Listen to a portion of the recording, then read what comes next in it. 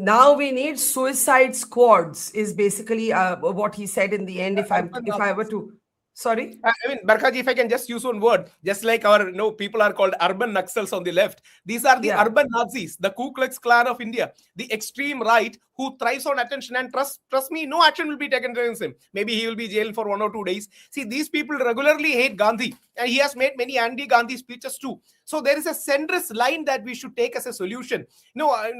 Putting them in jail is not going to be a solution, and nobody is going to put them in jail too, because they will risk the Hindu credential. For example, Yogi ji will never take action. Otherwise, Yogi ji's base will tell that Yogi ji is being secular. Yogi ji is, Yogi ji coward ban gaya. This narrative will come. Or Maulana Yogi ji bhi kehlayega. So it's a complex issue that we need to study.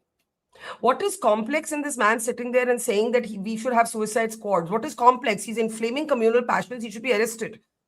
There is no reason for him to say that. And he is cooking up an imagining reason, saying that in Bangladesh something is happening. Yes, 1 or 2 unfortunate incidents happen. He is conflating that issue and trying to create a sense of insecurity. See, we see it every day in our WhatsApp group. See, this is only when national media, gets hold of it.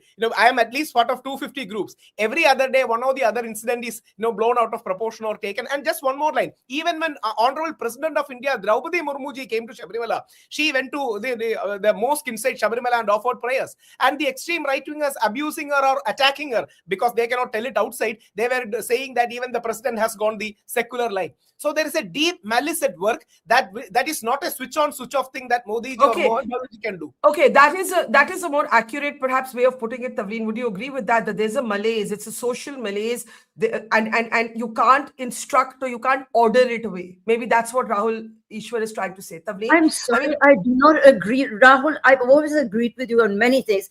Today, I don't know what's got into you, but I don't agree with a word that you've said. I don't agree with a single word. One, you are demeaning the great Sanatan Dharma by thinking that you need to, channelize it into some prophet and a book and all this kind of rubbish. Why do you want to diminish what is the only religion in the world that is sophisticated enough to say, question? You must question everything. In the beginning of the Rig Veda, he questions whether there's God and whether God knows what's going on. So, what you're doing is really worrying me, because you're diminishing this very, very grand idea of religion. As for catching fanatics and throwing them in jail, this man, the one in saffron robes we just saw, he's the one who called for a genocide against Muslims. Do you remember? A few years ago, it's that same guy. Okay. Yeah. Now, fanaticisms and fanatics are a danger to society, whether they are Sant Jarnail Singh Pindranwale or whether it's these guys. And it is the business of government, the fundamental business of government, of elected officials and the unelected ones, to protect citizens against violent nuts. Okay?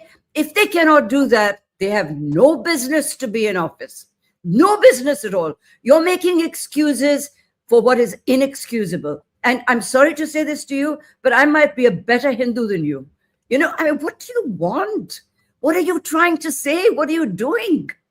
The whole point of plurality in India is because Hinduism is pluralistic. And you want to turn it into some little, suicide squad. I just don't. I'm horrified by what you just said.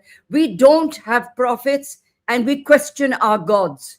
That is our tradition. And that is what we should be proud of and maintain.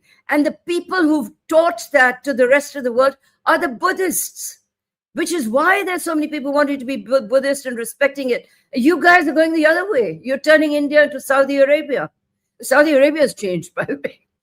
No, I'm sorry. This is not on. One is a matter of religious, fanaticism, and the other is just law and order. That's the fundamental duty of the government. I think